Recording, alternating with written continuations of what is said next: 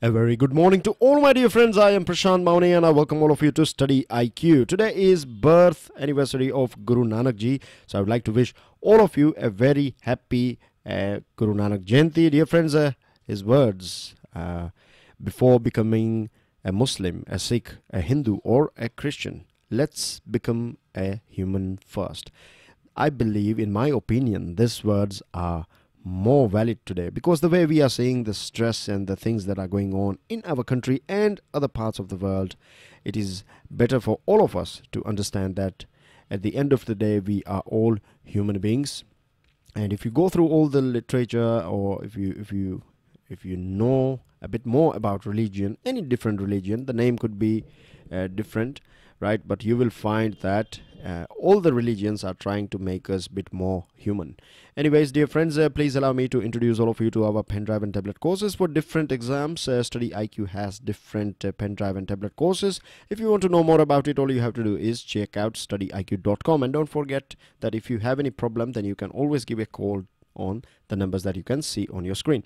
Now, today we have many important items to talk about, and we have two articles, right? You can club them together. They are pertaining to geopolitics, and particularly they are focusing on this eastern part of Asia. Anyways, this first one is written by a diplomat, right? A former ambassador of India to China. So you can say that the things that are written here are going to be more valid, or you can say the person who is writing it knows in and out of how things works in China. Anyways, before moving ahead, let me quickly show you how leaders are elected or appointed in China. We know that recently Xi Jinping got another 5 years, right? In China, he is going to run China for another 5 years. And imagine yourself, or imagine that there is a sort of pyramid, right? So let me draw it for you. This is a pyramid here, right? My sketching is not that good, but anyways, it will help you out with the purpose for which it has been created here. Anyways, you have 2,270 people, right, at the bottom of this pyramid. And this includes people from state leaders, and you have military generals, and you have other top executives, right? So these people, then they select nearly 200 people, right? They fall here. This 200 people are part of Central Committee, CC you can call it. So Central Committee, then this Central Committee will elect another 25 people, right? They are going to be this Politburo members. They take all these decisions pertaining to any policies and implementation and things like that. Is the responsibility of these people. And then this 25 people will select 7 top men, right? Or you can say 7 most powerful people of China. And out of this 7, right, you can see I have 1, 2, 3, 4, 5, 6, and the 7th one, and the most powerful one, is of course the president. That is at present Xi Jinping. So that's how things do take place in China. And now this one, we know that recently we have talked about this thing as news item a couple of days ago, or maybe weeks ago, and it is pertaining to this 19th Congress, National Congress meeting of Communist Party of China, in which, as I told you, that Xi Jinping got another 5 years. Now the thing is that this article is talking about that the rule or the reign of this Mr. Xi Jinping, right, is a transformative one for China. He has mixed the strategy of both Mao and Deng, and he is taking China towards a new journey, altogether new journey, because he is using both mix and match of the best things of Mao and Deng. And earlier on, Deng used to say that he is, again, Deng and Mao are the two most famous leaders of China so far, and Deng used to say that there are 4 key areas that everyone should follow, right? Or these 4 pillars are necessary for China. And this is collective leadership. That means the decisions are not taken, or the power is not concentrated in the hands of few people or one person, right? This was been said by Deng. But at present, we can see that in China, you have Xi is the most powerful person in China. So he is moving away from Deng's strategy. The other thing is that he has also talked about this identification of successors well ahead of the transfer of power. That means leaders, right? One of the most important job of any leader, or you can say, how you define a successful leader. I think the most successful leader is that person who has managed to create more leaders, right? If leaders should be a production house of leaders, and this is how that's how it should be. But here there is at present there is no successor, or there is no person who is getting training from Mr. Xi. So clearly we can see that power is concentrated here. Producing leaders is not been done here. Apart from that, the differentiation between party and state, you know, we have talked about this thing many times. May it be Prime Minister of BJP or UPA, it applies to every Prime Minister. They have two different hats, right? Sometimes they behave, or they have to act as political people.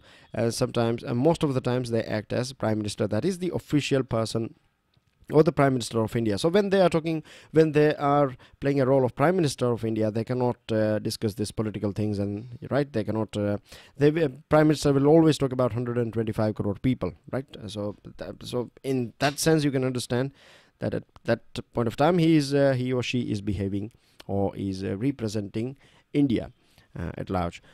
So there should be a sort of Lakshman Rekha, there should be a clear line between these two things, but this is vanishing in China. And the other thing is, Deng used to talk about keeping a low profile, right? That basically means that don't engage with any sort of conflict, and don't create troubles, or don't deteriorate, or don't destroy the relationship with other countries. But Xi Jinping, we know it very well that under his reign we are seeing that the escalations are growing. In fact, recently we had Doklam issue, and then China is having problem with ASEAN countries. It is having problems with Japan and other countries as well. USA is not happy with South China Sea and China's behavior here.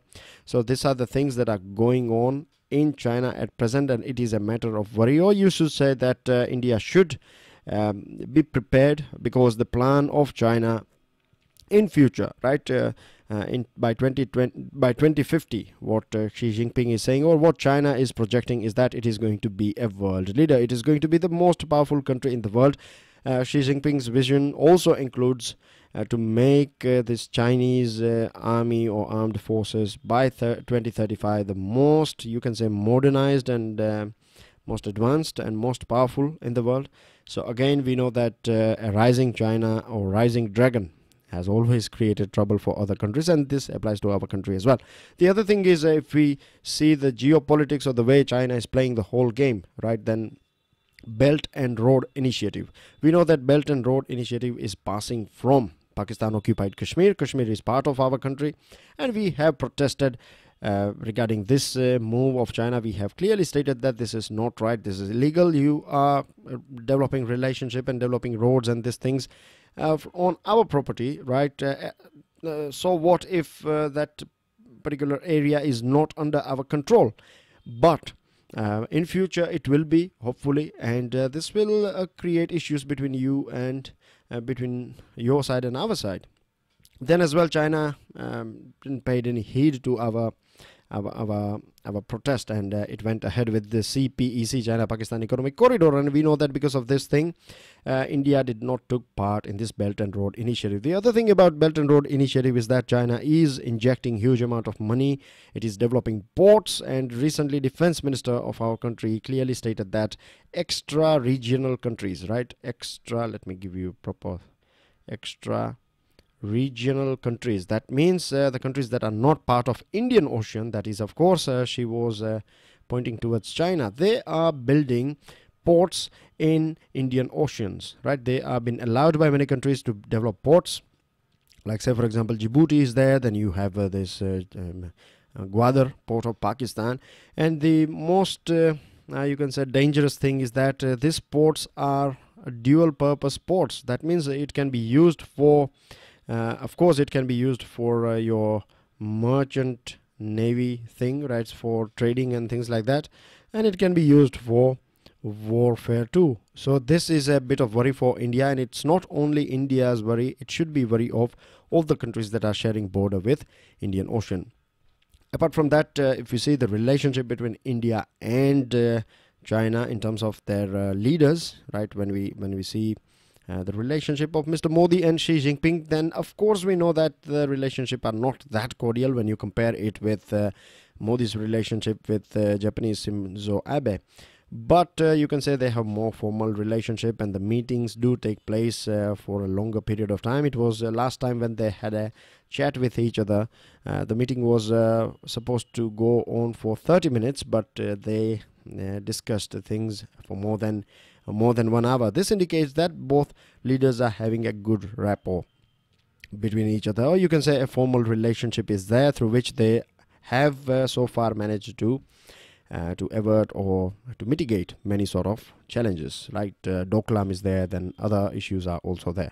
So far so good, but we have to be prepared, and rising China is always going to be a sort of external environment challenge for our country. With this, dear friends, this article is about Donald Trump's visit to Asia. Right, earlier on, Donald Trump visited this part of Asia, that is West Asia, and now he is going to visit here this Japan and other places. You can see here, this is Indian Ocean, beg your pardon, North Pacific or Pacific Ocean, and this is America here. So you fly here over the Pacific Ocean and then you reach here in Japan. So he is going to visit Japan, and both these nations, right, they have good relationship with each other since I beg your pardon, since World War II.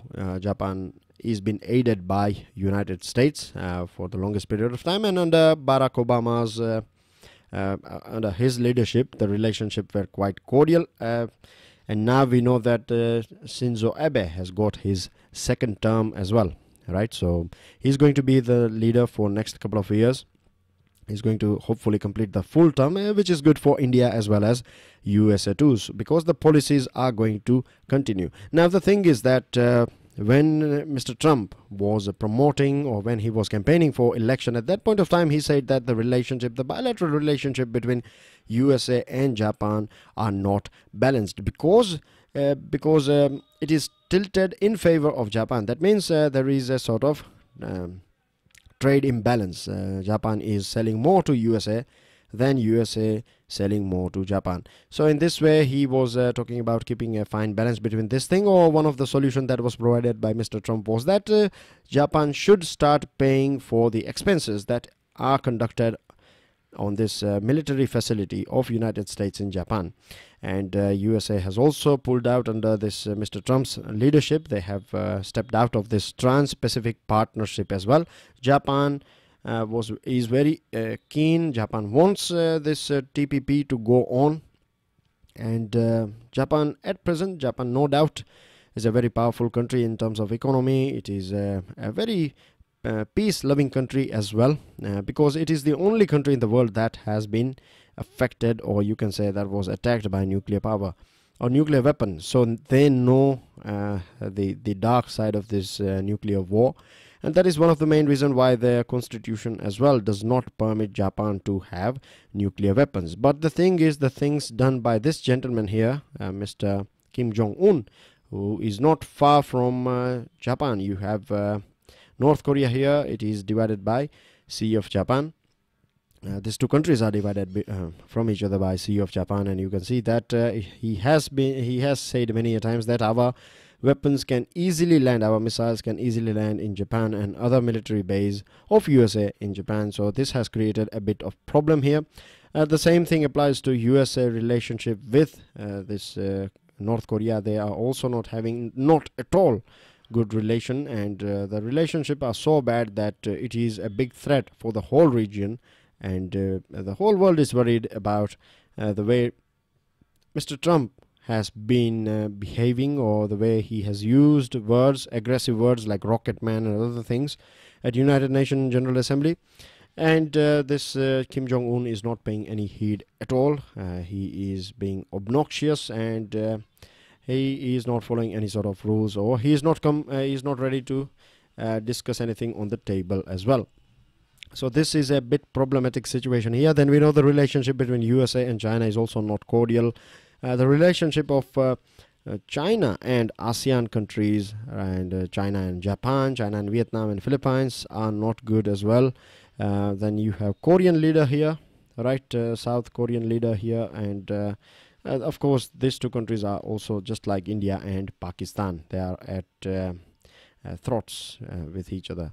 Anyways, so that's is a sort of big overview or a big picture of this region here. And Japanese Prime Minister wants this Mr. Trump to be a bit soft, right? Don't be that aggressive. That's what he's saying, or else your words, your aggressive posture can escalate a war here, which is going to be detrimental for us, because we are going to be the first one to come under this nuclear weapon or the range of nuclear weapon of North Korea. So it is a bit worried about this thing, and Japan has also promoted India, right? It is saying that there should be a quadrilateral, right, four-party meeting between you have Australia, you have USA, you have Japan, and of course you have India. You know that these three countries here, they do conduct Malabar exercise on regular basis, right? But they want this.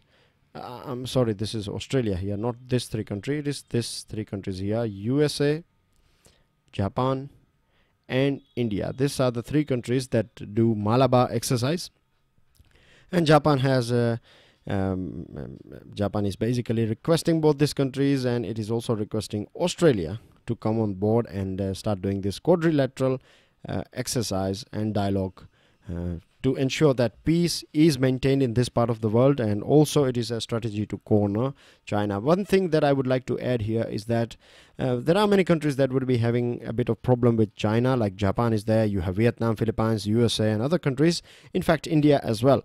But one thing is there then, and we cannot ignore this thing, and that is that China is trading partner, right? Or you can say the biggest trading partner, right? Biggest trading partner of all this country, may it be India, may it be Japan or USA, or could be South Korea, North Korea, this Philippines, Vietnam, etc. It is investing huge amount of money in different countries. So China is having a sort of you can say China is a heavyweight contender, and it is not easy to conquer this dragon. Moving on to another item, and this is about unsafe boilers. Dear friends, we have talked about this unsafe boiler in terms of news, and I believe you remember this thing I told you yesterday about standard operating procedures, SOP, right? So you have rules and regulations, you have defined rules and regulations, and you have to follow them so that no this sort of incidents do take place. If you don't know what it is all about, then briefly speaking, we have lost 32 people, and there are many injured. Somewhere around 150 people are injured because of a blast that took place in a factory setup in Uttar Pradesh.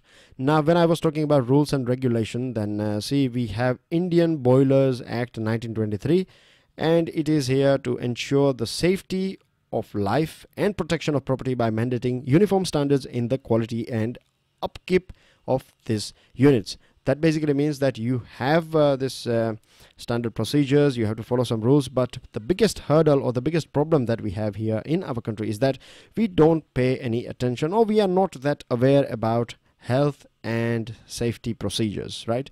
There are manuals, but these manuals are generally speaking considered as waste of precious amount of our free time, right? That's what it is considered. And because of our you can say lack of awareness, or because of our wrong attitude, we see this sort of incidents taking place here and there in our country. A couple of weeks ago, we also saw this Mumbai. There was a stampede in Mumbai at a railway station, and because of this thing, many people lost their life. And in these places as well, you have SOPs, standard operating procedures. There are many incidents of people dying in a queue to a temple, right? A couple of years ago, I clearly remember that there was a sort of a rumor of a bridge about to collapse, and many people started jumping from that bridge, and the river underneath that bridge was empty. So can you imagine that people were literally jumping out of fear? There was nothing wrong with the bridge, but because of huge amount of people getting accumulated at one place, and the police and the administration not able sort them out or create or manage this crowd. And this is one of the reasons why things are happening in our country. Now, one more thing that I would like to add here is that, see, every time you see this sort of incidents, then we see that government comes out with compensation. It is providing some compensation to the next of the kin. What I'm saying is, I'm not saying that they should not provide this compensation, not at all, right? In fact, my prayers are for all the people who are affected by this horrific incident. But what I'm saying is that if you are paying, say for example, 12 lakh rupees, or you are paying 10 lakh rupees, if you are giving away this much money now, if you would have invested as a government or as a factory or as an institution, if you would have invested this money in this HNS, that is health and safety and standard operating procedure, and if you would have not considered this thing as a waste of time, then things would be different here, because it is also argued in this article as well that this is an entirely preventable thing, right? There are warning signals and you have all these indicators, but they do work, or they will produce result only when you have this habit of periodic inspections and ensuring that everything is working up to the date. Apart from that, you have one more important thing here pertaining to ease of doing business. And this is a very important point here. See, industrial regulation has unfortunately come to be viewed as a barrier to ease of doing business. So if you find a question regarding ease of doing business, or you have one more further, and I think this is a very important point here, because it was not, or it is not discussed that much in different articles. So keep this thing in mind, that industrial regulations do take place, or they do play a role in ease of doing business. Moving on to another item, and this is pertaining to Rohingyas and Myanmar. Now, I'm sure you know this area here. We have talked about this area, and I have shown you many pictures of this area as well here. So I think when I say Myanmar and Rakhine State, so you know that this yellow bit portion that you can see on your screen, that is Rakhine State, and it is sharing a border with Bangladesh. Yesterday I provided you a picture of a Naf River as well, and the border between Bangladesh and this Rakhine State of Myanmar. Anyways, we know that these Rohingyas are facing persecution, and they are facing problem since the longest period of time. And at present, there are different Rohingyas in different part of the world. You can see here there are nearly 40,000 in India. Bangladesh is having 6.25, or you can say 6,25,000. 6,25,000 Rohingyas are living at present in Bangladesh, and it is going to create more troubles for the Bangladesh, because Bangladesh already is a very densely populated, one of the most densely populated country in the world, and of course every country has limited resources. So this is not going to be a permanent solution for the Rohingyas to stay here in Bangladesh. Of course they have to go back, but for that the world community, the international community, and India and other countries have to play a sort of important role, because the way things are going on in Myanmar are not right. Because Aung San Suu Kyi, she recently visited, after 3 months she visited this part of her country, and the words or the things that she has said are quite normal, like don't quarrel and everything will be all right and things like that, rather than taking any sort of stand or action. Because even yesterday we were talking about democracy and transition from colonial to democracy, and from democracy and military coups and things like that, isn't it? So here same thing applies. We have talked about this thing yesterday as well, and see here it is been written in this editorial as well, that even today Myanmar has a sort of elected government, no doubt, but the main powers, or you can say when it comes to defense, home ministry or home affairs or border issues, the powers are with or in the hands of military. So we can clearly say that when it comes to the issue of border and these Rohingyas and things like that, it is the military that will decide everything. And say for example, if the government wants police to take some action on this issue, then they won't have any upper hand. So this is one of the main reason, the way we see the things going on in this part of or the neighboring part of our country, and a neighboring country of ours, I mean to say. Anyways, so international community, as I told you, and India has to take a sort of stand here, because India is considered a big brother here, and the people living in different parts, right? This Rohingyas migrating or fleeing to different part and staying there is not going to be the sort of everlasting solution. And from security point of view as well, it is a matter of concern for India, because many times what happens is this sort of unsatisfied and persecuted people that take arms. You find many arms groups as well here, and this could create more troubles for on the eastern or northeastern side of our country. Anyways, dear friends, and now we are moving towards a news item and Aadhaar link. You know, this Aadhaar case has been going on for the longest period of time. And recently, Supreme Court said that right to privacy is a constitutional or fundamental right. Apart from that, Supreme Court has also said that at present, so far, it is not going to release or pass any sort of interim order on Aadhaar, because when it comes to linking this Aadhaar with your bank account and mobile connection, because a special bench, or you can say another bench, is going to look in this issue of Aadhaar by the end of this month. So we have to wait and watch. That's what Supreme Court has said. Apart from that, Chennai is in chokehold at present because of heavy rainfall, and we have seen this sort of things taking place in different parts of our country, and this indicates that urban planning is something that we have missed on, and this is creating problems in Mumbai. We recently saw what situation was of Mumbai, and this happens with Delhi, Bangalore, Gurugram and other major cities of our country. And talking about Mumbai, the main problem in Mumbai, or you can say there were two reasons, right? One is artificial reason and one is natural reason. Now, of course, natural reason is excessive rainfall, and at that point of time it was also facing high tide, so the water was not able to find its way in the in fact in the sea. But the artificial side is too much plastic and blockage of this drainage system, and these are some of the things that we should worry about, and this sort of things do take place here and there, and the way climate change is going on, it is going to impact a huge amount of people in our country. Anyways, in terms of geography, you know that I'm sure you know it. If you don't know, then let me explain it very briefly to all of you, that in India, the maximum amount of rainfall, or the proper rainfall season that we know, is called the winds come from the southern part and the western part, so that's why they are known as southwestern winds. But when you talk about states of Tamil Nadu and parts of Andhra Pradesh, parts of Karnataka and the whole state, a whole union territory of Puducherry, right? The Puducherry that is here in this side, eastern coast of our country, because you know that you have Puducherry portion over here as well, but we are talking about this portion here. So basically, this portion gets its rainfall season in this time of the year, which is a winter time for the whole country. And this takes place because of the direction of the wind. It is known as northeastern winds. So the rainfall here is also known as northeastern rainfall, or you can say it as a northeastern monsoon winds. Moving on to another item, dear friends, this is about a petition that was filed against this demonetization, and there are a few people in our country who are having who were not able to deposit their money for some strange reason. So they have requested the Supreme Court regarding this thing, and the center has clarified that it is not going to file any sort of case, or the proceedings will not be taken forward. So far everything will be at standstill, but hopefully when the Supreme Court will come out with some decision on this thing, then we will take it further. Zakir Naik, he is in Malaysia at present, and he is alleged to have his involvement in terror activities, and many of his speeches and words that he has used has been the reason of violence in our country, as per the media report.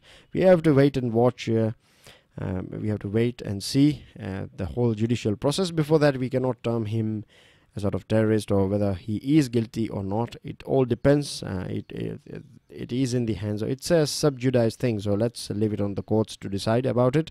And Jaish-e-Mohammed, who is a chief of Jaish-e-Mohammed, Muhammad's chief, Masood Azhar, he has again been protected or provided a sort of shield by this China. China has used its veto power to protect this Masood Azhar, and we know that the role of this politicians, or you can say the role of this terrorists, right, the way they are having a sort of deep root in the politics of Pakistan, and this again is reflected in the relationship, as they call it, all-weather friendship or all-weather relation between Pakistan and China.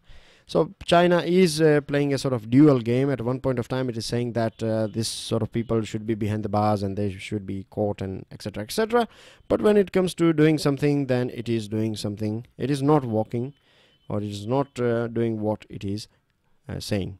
Moving on to another item, Gyan Pith Award is been given to Krishna Sopti, right, because of her path-breaking contribution to Indian literature. Now remember, this award is the highest literary award of our country, and many times you find this sort of questions in your pre-examination and GK based questions, so you should be aware about these things. And her work is in Hindi, Urdu and Punjabi cultures, and these are the three famous work of hers, and it is Dar Se Bichhdi, Mitron Marjani and Zindagi Nama. These are the three famous work of hers. Moving on, dear friends, private sector must invest more in contract farming. This is the thing that I want to discuss with you in detail, because this is a very important item in itself. The thing is, dear friends, that Prime Minister, right, has Prime Minister has said recently in yesterday's this World Food Conclave. He has said that the government, the investors of different countries are invited to take part. They should come here and explore the opportunity that is provided by India, right? And when we talk about this exploring the opportunity provided by India, he is talking about agriculture sector. The thing is, dear friends, we know that in our country even today is known as a sort of land of, or you can say, agricultural based economy. And the reason is that, see, if you understand a couple of things, then you will know the whole picture, or it will become much easier for you to understand India in terms of economy. See, what is happening in our country at present is that nearly, as per 2011 census report, 57.8% of our population, right? So you can roughly say that 60% of Indian population is directly dependent, or they are engaged in agriculture, right? And the share of agriculture in GDP is at present 14 to 15%.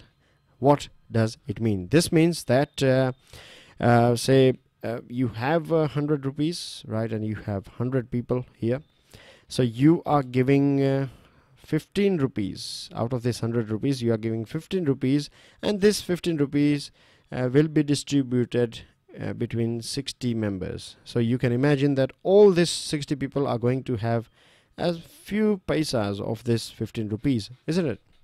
So you can understand their condition. They won't be having that much money, etc., in their hands. So this is the same situation in our country, and our farmers are not doing that good at present. We see they are going through numerous problems, and the government's target is to double the income of farmer by 2022. So how we are going to do it, or how this can be done? The one way of doing this thing is to increase their production. After their production, their selling price, or the price that they get, is should be good as well. So these are the things, right? These are the things that they should that should be done, so that farmers can earn more, and this can be done by including food processing, right? Dear friends, another example of food processing is that, or why food processing? The thing is, say if you are producing something and you are selling it at 50 rupees in the market, right? A raw item that is directly from your farm, you pack it, just a rough package, and then you just sell it, or you take it in your tractors and other vehicles and then you sell it directly, right? You get 50 rupees per kilo. But when you do some sort of processing on it, say for example if you are producing some fruits and vegetables or some other items, then you remove seeds from it, and then you do proper packaging that will last for a couple of months or something, etc. So this will give you somewhere around 150 rupees, right? Just removing the seeds and packing it properly, tagging it, will give you 150 rupees. You are earning more, quite huge amount of money you are making out of, compared to what you used to make from this 1 kilo. So this, when you have this food processing industry, when you bring this food processing industry at village level, then it will create more jobs for the rural people, so they don't have to migrate, and we don't see this sort of problems of urban India. Apart from that, we have geographical diversity as well, isn't it? I'm telling you all the things that are not mentioned, or that you can say they are hidden behind, or you can say read between the lines sort of things, right? So we have a diverse geography in our country. We have all these different plains. We have plains portion, we have plateaus, and we have mountain areas and desert and coastal range and everything, right? So, and then you also know that now we have two rainfall season as well. You have parts of India will get rainfall in winter time, parts of India will get rainfall in the monsoon season, and many of parts of northern part, they do get western disturbances, and because of that they get rainfall in winter time too, northern part, right? So you can say roughly that this is one of the main reason why our climate is known as monsoon type of climate. Indian climate is known as monsoon type of climate. This also means that you can carry on agriculture activities throughout the year, 365 days, because you have different regions, right? You have temperate zones, you have torrid zones. So because of this thing, you have different seasons, winter, summer, and monsoon, and other things. And if you can produce something and something, if you have three production season, like Rabi for winter and Kharif for monsoon and Zayed for summer, that means there are ample amount of opportunities, right, of producing more goods out of that raw material that you produce in your farm, like may it be cotton or rubber, or may it be fruits, vegetables, or any other thing. So many industries can be generated or can be created out of this thing. The other thing is that when government is saying that or the other companies are saying that they are going to invest $10.2 billion in Indian economy, what they are talking about is a thing called vertical integration. Now what this is all about, see, let me give you a small example of foreign direct investment in retail, right? In retail, big superstores are going to open in our country, supermarkets. So what used to happen till now, or what is happening at present, is that the farmers have to sell it to the traders will sell it to someone else, and then everyone makes something and something out of it, and the final product that will come in the hands of consumer will be a bit expensive. Now when you have organized retail stores, right, like Reliance Mall or Tesco and Sainsbury and other companies are also going to come here. These are all foreign companies, Walmart and things like that. Anyways, so when they will come, they will directly purchase it from farmers, right? Or they may purchase land and they will recruit farmers to work for them. Of course, they will be on the payroll of this company and things like that. So in this way, the production, the things that are produced by the farmers, they can charge a bit extra money, and they can directly sell it to this retail market. So they have reliable suppliers and reliable buyers. So you create a chain here, value chain here, and this is going to be very important, or it will change the things in our country. And we know that 40% of our production, post-harvest production, is wasted, and this creates a price rise of food items, and because of this thing, many people cannot even afford to have a 2 square meal as well. With this, dear friends, I think that everything is so far covered in this item, and this meeting is of course going to take place till 5th of November. So at the end we will also conclude this thing. We will see what we have learned so far from this thing, or what are the decisions that are taken in this World India Food Conclave. With this, I have answers for you guys.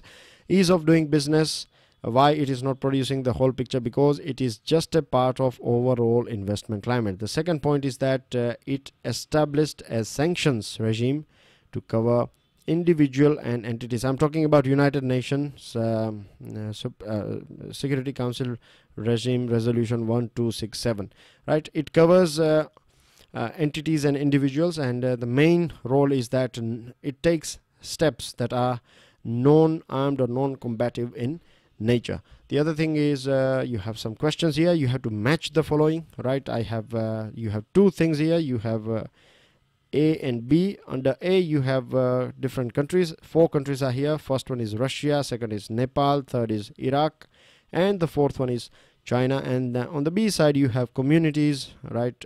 You have Madheshi, then you have Kurdish, Uyghur, and you have Chechnya. These are the 4 communities here.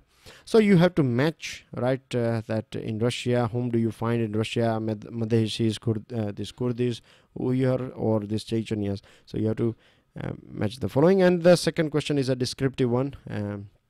What do you think about this thing, that how escalating conflict between many different countries is providing an opportunity for terror groups to spread its agenda? how it is doing it, and use some necessary relevant examples whenever it is possible. With this, dear friends, I end this discussion here. Tomorrow is Sunday. Of course, we are going to have a brief discussion of the Hindu newspaper tomorrow as well, and I will see you all tomorrow. Enjoy your Saturday, and don't forget to subscribe, share, like, pass your comment, and with this, goodbye for now. Jai Hind.